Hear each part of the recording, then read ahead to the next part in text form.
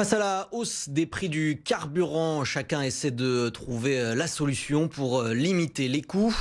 Dans notre département, la société VAR Assistance a choisi de rétrofiter l'une de ses ambulances en fin de vie. Alors rétrofiter, ça signifie que son moteur thermique a été entièrement remplacé par du tout électrique.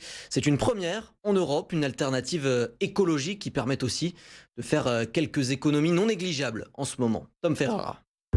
En apparence, cette ambulance semble ordinaire. Elle vient pourtant d'être rétrofitée pour lui donner une seconde vie.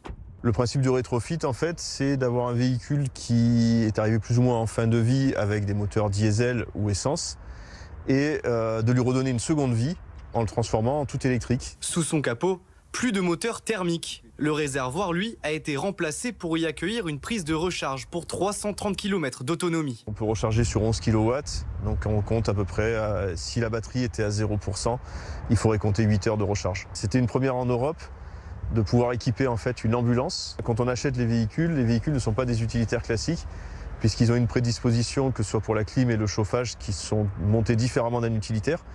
Et effectivement, ça a été aussi toute la difficulté d'adapter en fait cette transformation. En 3 ans, le compteur de ce véhicule affichait plus de 300 000 km. Le moteur devait être remplacé, alors le directeur de VAR Assistance a opté pour cette alternative éco-responsable et moins onéreuse sur le long terme. En termes d'écologie, c'est un plus. Avec l'augmentation du coût du carburant, c'est un véhicule qui sera encore plus rentable en tournant à l'électrique. Le but, c'est effectivement d'en faire d'autres. À titre comparatif, à la fin d'une tournée, VAR Assistance doit débourser 53 € pour remplir le réservoir d'une ambulance classique, contre 8 € pour une recharge complète en électrique. Le véhicule sera opérationnel dès la semaine prochaine pour être déployé dans la métropole.